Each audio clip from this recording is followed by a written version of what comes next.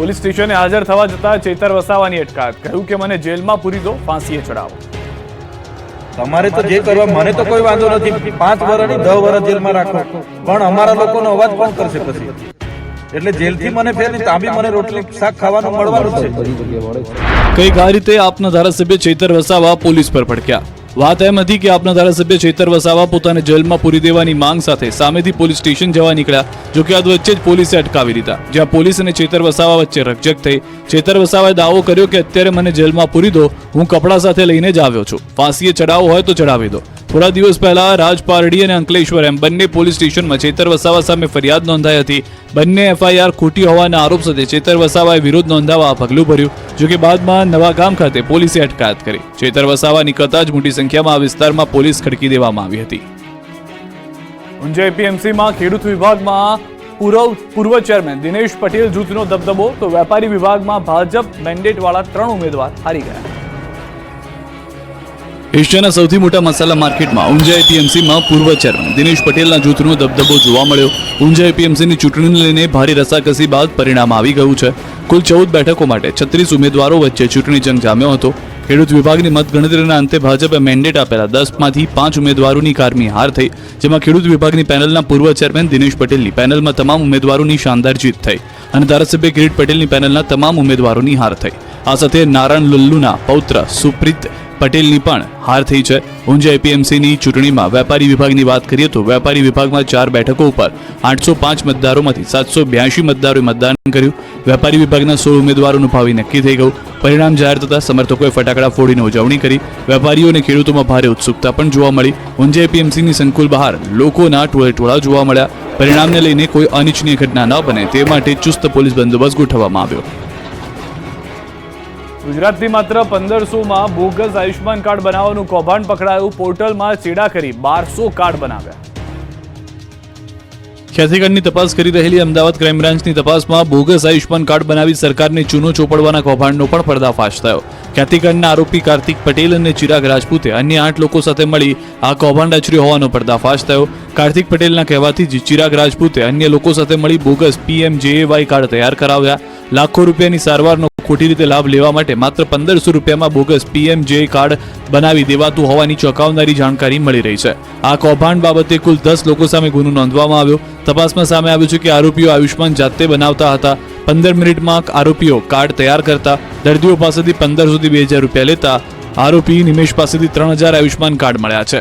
અશફાક અમદાવાદમાં કાર્ડ બનાવતો, ઇમ્તિયાઝ ભાવનગરમાં કાર્ડ બનાવતો, ઇમરાન સુરતમાં કાર્ડ બનાવતો। નિમેશ ડોડિયા દ્વારા આયુષ્માન કાર્ડ બનાવવાના અલગ અલગ પોર્ટલ વાપરતો હતો।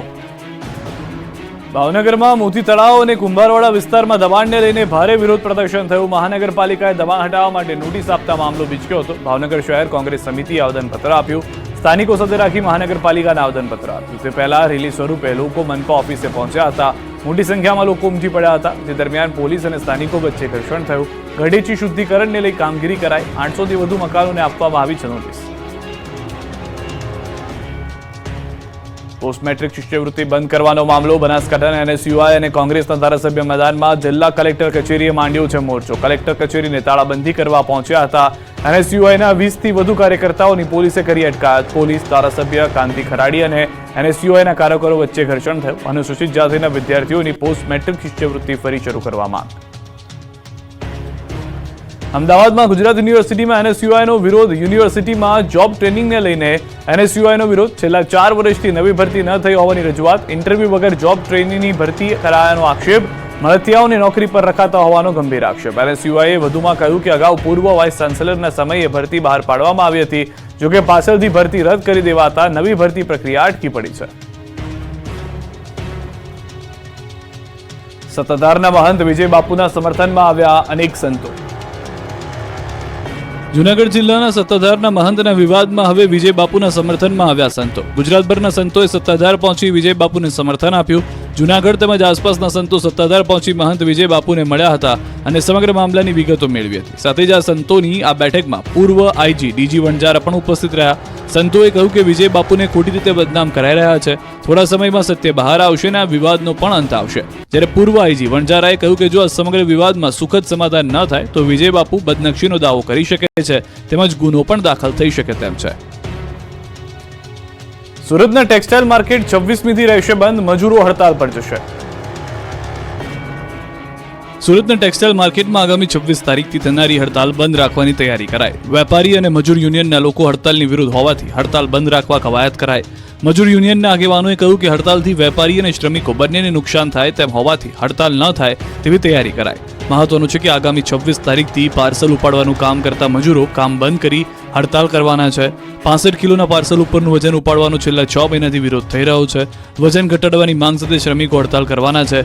હવે સમાધાનના પ્રયાસ શરૂ કરી દેવાયા છે. જો સમાધાન નહીં થાય તો 26મી ડિસેમ્બરથી ટેક્સટાઇલ માર્કેટ બંધ થશે. પાર્સલો મજૂરો નહીં ઉપાડે. ખેડામાંથી ગુલ્લી બાદ શિક્ષકોની ખુલી ગઈ પોલ. સરકારી શાળાના શિક્ષકો વિદેશમાં જલસા કરતા હોવાની ઘટનાઓ વચ્ચે ખેડાની સ્કૂલમાંથી પણ ગુલ્લીબાજ શિક્ષક પકડાયો. ગળતેશ્વરની બેડઅપ પ્રાથમિક શાળામાં ચાલુ સ્કૂલે શાળાના શિક્ષક રજા મૂક્યા વગર જ ગેરહાજર હતા. વિદ્યાર્થીઓને રામ ભરોસે મૂકીને શાળાના શિક્ષક દિનેશભાઈ ગેરહાજર હતા.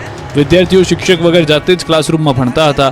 આ પોલ ત્યારે ખુલી જ્યારે એક વાલી શાળાની મુલાકાત લેવા પહોંચ્યા. એમણે ક્લાસરૂમમાં જોયું તો શિક્ષક ન હતા, બાળકો એકલા ભણી રહ્યા હતા. આ અંગેની તપાસ કરતા શાળાના અન્ય શિક્ષકે ખુલાસો કર્યો કે શિક્ષક દિનેશભાઈ પોતાનું 2 વ્હીલર અન્યને આપવા ગયા છે. બરાબર, એટલે શું છે કે ક્લાસમાં તપાસ કરતો કયા સાહેબનું નામ શું? દિનેશભાઈ હાજર નથી, બરાબર ને? સુરતના કિમ 4 રસ્તા પાસે બેંકને તસ્કરોએ બનાવી નિશાન, દિવાલમાં બાકોરું પાડી 6 લોકરમાં કરી ચોરી. સુરતના કિમ વિસ્તારમાં યુનિયન બેંકની દિવાલમાં બાકોરું પાડી તસ્કરો ત્રાટક્યા. સુરત જિલ્લાના કિમ 4 રસ્તા પાસે આવેલી યુનિયન બેંક ઓફ ઇન્ડિયામાં સેફ ડિપોઝિટ લોકરની પાછળની બાજુમાં એક રૂમમાં બાકેરું પાડીને ચોર આવ્યા હતા. લોકરના અંદાજિત 6 જેટલા ખાનાઓ તોડ્યા હતા. વહેલી સવારે ઘટનાની જાણ બેંકના અધિકારીઓને થતા તેઓએ તુરંત પોલીસનો સંપર્ક કર્યો અને પોલીસની અલગ અલગ ટીમો સહિત ઉચ્ચ અધિકારીઓ ઘટના સ્થળે પહોંચ્યા હતા અને આ મામલે તપાસ શરૂ કરી હતી. પોલીસ દ્વારા ડોગ સ્ક્વોડ અને એફએસએલની પણ મદદ લેવામાં આવી હતી. તેમજ પોલીસ દ્વારા અલગ અલગ ટીમો બનાવીને તપાસનો ધમધમાટ શરૂ કર્યો. પ્રાથમિક તપાસમાં બેંકમાં કોઈ સિક્યુરિટી ગાર્ડ પણ ન હોવાનું બહાર આવ્યું. લોકરમાં શું હતું અને કોનું છે તે અંગે માહિતી મેળવવામાં આવી રહી છે. કામરેજ, કોસંબા, કિમની અલગ અલગ 7 જેટલી ટીમો તપાસમાં જોડાઈ છે. કટર મશીનથી દિવાલના સળિયા તોડી અંદર ઘૂસ્યા હતા. આટલી મોટી બેંક છતાં બેંક દ્વારા સિક્યુરિટી ગાર્ડ મૂકવામાં આવ્યો ન હતો. બેંકના પાછળના ભાગે ફક્ત પ્લાસ્ટિકનો તકલાદી દરવાજો હતો. સ્થળ પરથી શંકાસ્પદ પ્રવાહીની પોટલીઓ અને કાકડીઓ મળી આવી છે. 31 ડિસેમ્બરને લઈને વલસાડ પોલીસ એલર્ટ મોડમાં, વાહનોનું સઘન ચેકિંગ. 31ને લઈને વલસાડ જિલ્લામાં પોલીસ એલર્ટ મોડ પર છે. ગુજરાતમાં મોટા પાયે દારૂની હેરાફેરી અને દારૂની રેલમછેલને રોકવા માટે પોલીસે સઘન તપાસ હાથ ધરી છે. જિલ્લા પોલીસે આંતરરાજ્ય ચેકપોસ્ટ પર ચુસ્ત બંદોબસ્ત સાથે વાહનોનું સઘન ચેકિંગ પણ વધાર્યું. દમણ અને ગુજરાતના વાપીની હદ પર આવેલી કચીગામ ચેકપોસ્ટ, ડાભેલ ચેકપોસ્ટ અને દાદરા ચેકપોસ્ટ પર રાજ્યમાં પ્રવેશતા વાહનોની ચેકિંગ વધારાઈ છે.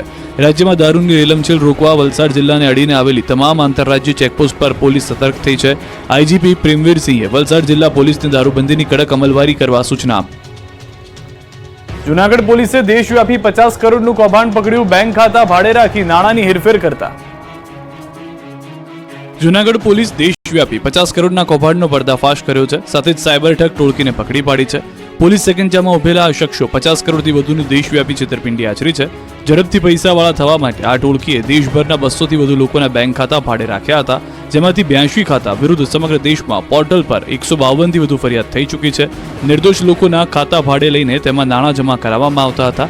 હવાલા મારફતે નાણાંની હેરફેર કરાતી હતી. ખાતાધારકોને વધુ નાણાં મળશે તેવી લાલચ આપતા તપાસમાં 200 જેટલા ખાતાઓની સંડોવણી બહાર આવી છે. અનેક લોકો આ ઠગ ટોળકીનો ભોગ બન્યા છે. જૂનાગઢની ગેંગને 1 મહિલા સહિત 2 અમદાવાદના અને 6 જૂનાગઢના મળી કુલ 8 લોકોની ધરપકડ કરી છે. અરવલ્લીની અસાલ જીઆઈડીસીમાં તસ્કરોનો તરખાટ. અરવલ્લીના અસાલ જીઆઈડીસીમાં તસ્કરોએ તરખાટ મચાવ્યો. દરરોજ ચોરીની ઘટનાઓ બનતા વેપારીઓમાં ડરનો માહોલ છે. ત્યારે અસાલ જીઆઈડીસીમાં આવેલી એક કંપનીની ઓફિસમાં તસ્કરો ત્રાટક્યા હતા. કંપનીની ઓફિસના તાળા તોડીને 1.70 લાખની ચોરી કરી ફરાર થઈ ગયા હતા. ભિલોડાની અસાલ જીઆઈડીસીમાં રાત્રિ દરમિયાન થયેલી ચોરીની ઘટના સીસીટીવીમાં કેદ થઈ ગઈ. સરાફ એગ્રો નામની કંપનીમાં ઘૂસી ચોરોએ ટેબલ, કબાટમાંથી સામાન વેરવિખેર કરી નાખ્યો હતો. ચોરી કરી ફરાર થઈ ગયા હતા. ત્યારે પોલીસ પેટ્રોલિંગ પર સવાલ ઉઠ્યા છે. પોલીસ પેટ્રોલિંગ વધારવામાં આવે તેવી લોક માંગ ઉઠી છે.